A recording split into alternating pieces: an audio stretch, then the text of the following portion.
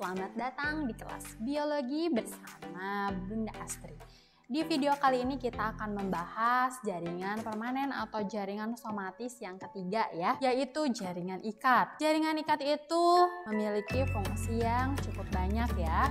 Fungsinya yang pertama adalah sebagai penyokong atau penunjang dari tubuh manusia atau hewan. Yang kedua sebagai penghubung antar jaringan.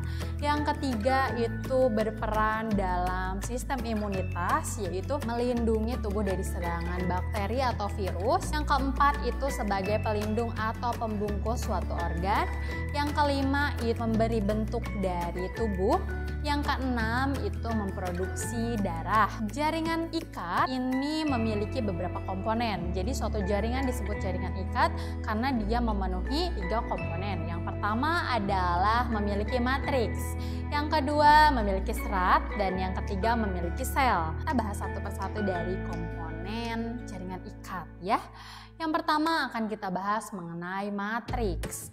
Matriks itu apa sih? Matriks adalah bahan dasar tempat melekatnya sesuatu. Nah, matriks di jaringan ikat ini ada 2 jenis. Yang pertama adalah asam hyaluronat. Dia bersifat memberi kelenturan pada jaringan, biasanya ada pada sendi atau ligamen. Yang kedua adalah asam mukopolisakarida.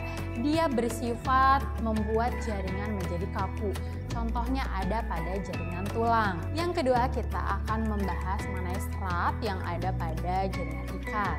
Seratnya ada 3 ya, ada 3 jenis. Yang pertama ada serat kolagen, yang kedua serat elastin, yang ketiga adalah serat retikuler. Serat kolagen memiliki sifat kuat, daya renggangnya yang tinggi, namun elastisitasnya yang rendah. Nah, serat kolagen ini biasanya banyak terdapat pada kulit, pada tulang, dan pada tendon. Yang kedua adalah serat elastin.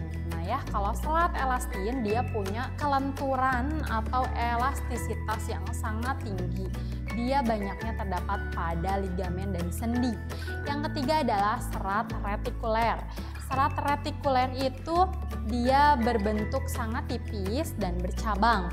Jadi sifatnya mirip serat kolagen namun strukturnya lebih tipis ya, dan berfungsi sebagai penghubung dari jaringan ikat ke jaringan yang lainnya. Ya, kita akan membahas mengenai sel-sel yang ada pada jaringan ikat.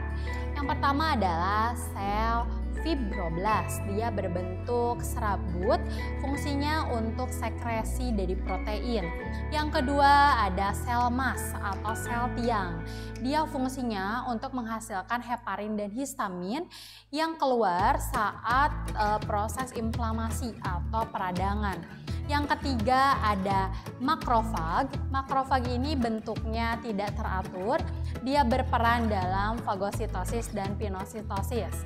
Ini merupakan salah satu sel yang berperan dalam sistem imunitas ya. Yang keempat adalah sel plasma. Fungsinya untuk menghasilkan antibodi.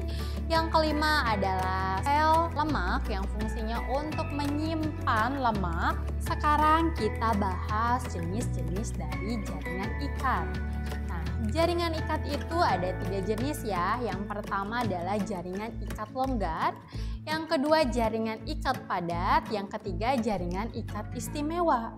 Nah, jaringan ikat istimewa ini terbagi lagi menjadi tulang keras atau osteon, tulang rawan atau kartilago, jaringan darah, dan jaringan lemak. Di video kali ini kita akan membahas jaringan ikat longgar dan jaringan ikat padat terlebih dahulu ya. Yang pertama adalah jaringan ikat longgar. Jaringan ikat longgar itu sifatnya elastis ya. Matriksnya terdapat kolagen, retikuler, dan tentunya banyak serat elastin. Fungsinya untuk membungkus organ dan penghubung jaringan-jaringan yang lainnya. Contohnya ada pada pleura ya, selaput pembungkus paru-paru. Lalu ada pada mesenterium, itu pengikat antar organ yang ada di perut. Yang kedua adalah jaringan ikat padat ya. Sifatnya tidak elastis dan matriksnya mengandung serat kolagen yang kuat dan rapat. Fungsinya untuk penghubung berbagai organ tubuh. Jaringan ikat padat itu contohnya ada pada tendon dan ligamen ya.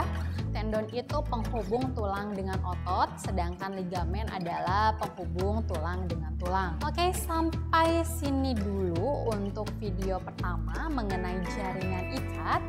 Kita akan bahas lebih lanjut lagi jaringan istimewa di video selanjutnya.